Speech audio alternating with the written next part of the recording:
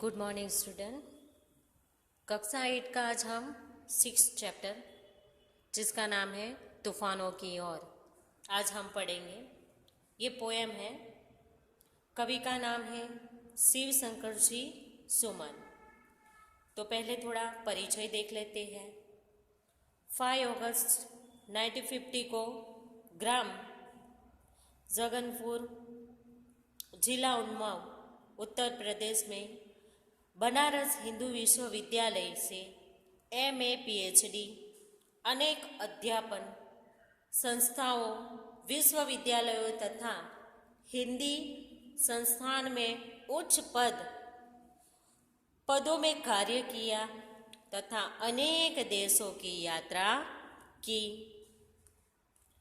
1974 में मिट्टी की बारात पर साहित्य अकादमी तथा 1993 में भारत भारती पुरस्कार से सम्मानित। 1974 में भारत सरकार द्वारा पद्म भूषण से क्या किया गया? सम्मानित किया गया। हमारे जो कवि हैं उनको साहित्य अकादमी पुरस्कार मिला, भारत भारती पुरस्कार मिला, उसके बाद पद्म भूषण भी पुरस्कार उनको मिला। हिल्लोल जीवन के गान, युग का मोल, प्रबल सृजन विषय बदलता ही गया, विघ्न हिमालय, मिट्टी की बारात, वाणी की व्यथा, कड़े अंगूठे की बंधन वारे, उद्यम और विकास, प्रकृति पुरुष कालिदास, ये सारे उन्होंने लिखे हैं। अभी ये पोयम में क्या बताया गया है वो भी बच्चों देखो। प्रस्तुत कविता में कवि शिव मंगल सिंह सुमन ने सदा संघर्षमय रहकर अपने लक्ष्य की ओर बढ़ने का प्रेरणा दी है।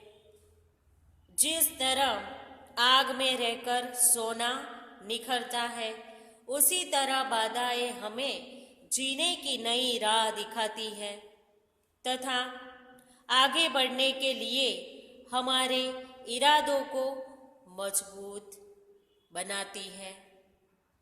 इसी कविता में धैर्य, गतिशीलता, साहस और संघर्षरत रहना जैसे मूल्य उजागर किए गए हैं। तो ये पोयम में बस हमारे जीवन में संघर्षमय रहना कठिन है, पर वो बहुत आवश्यक है। हमारे जीवन में आत्मविश्वास, साहस ये हमेशा रहना चाहिए।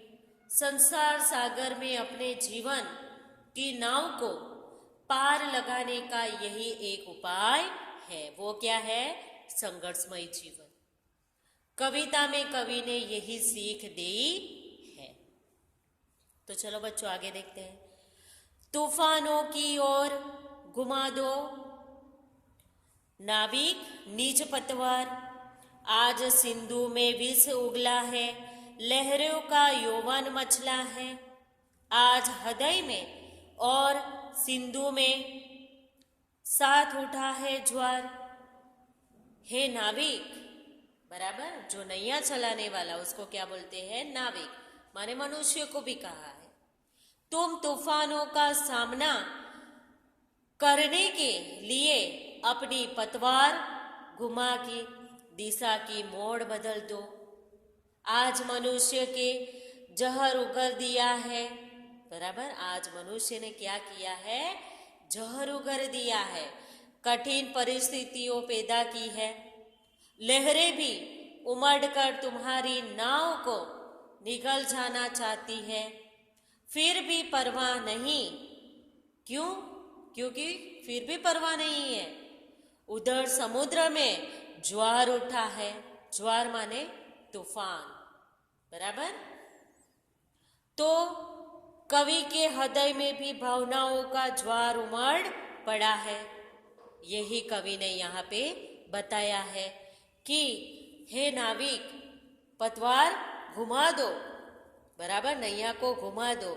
हर परिस्थिति में आज सब तूफान हर तरफ से तो आया है, पर हमें उसका डट के सामना करना चाहिए। तूफानों की ओर घुमा दो नाविक नीच पतवार।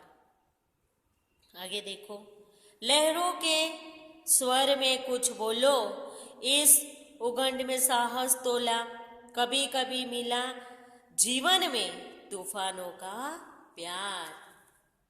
जैसे लहरों का स्वर ऊंचा उठता है ना, बराबर, जैसे लहरों का स्वर ऊंचा उठता है और उनका जोर बढ़ जा रहा है। लहर ऊंची आती है तो उसका क्या होता है, जोर और बढ़ जाता है। वैसे ही तुम भी तैयार होकर आंधियों के सामने उठ जाओ। तुम भी तैयार होके आंधियों के सामने से डट के सामना करने के लिए तैयार हो जाओ। स्वयं आजमा कर देखो कि तुम में कितनी हिम्मत है। स्वयं को खड़े करने को कवि ने कहा है। आप खड़े हो जाओ और पहचानो कि आपके अंदर कितनी हिम्मत है। जीवन में तूफानों का प्यार कभी कभी ही मिलता है, बराबर। जीवन में तूफान का प्यार क्या कैसे मिलता है, कभी कभी ही मिलता है। भाग्यशाली लोग ही जीवन में कठिनाइयों का सामना करते हैं। भाग्यशाली व्यक्ति जो है वो ही क्या करते हैं कि जीवन में कठिनाइयों का सामना करते हैं। कठिनाइयाँ तो बहुत सारी होती है, पर उसका सामना करना भी हर किसी के बस की बात नहीं होती है। वो हर कोई मनुष्य नहीं करता है, कुछ कुछ लोग ही कर पाते हैं। तो बच्चों, हमने 2 पैराग्राफ तूफानों की और पोएम का 2 पैराग्राफ अभी हमने समझा।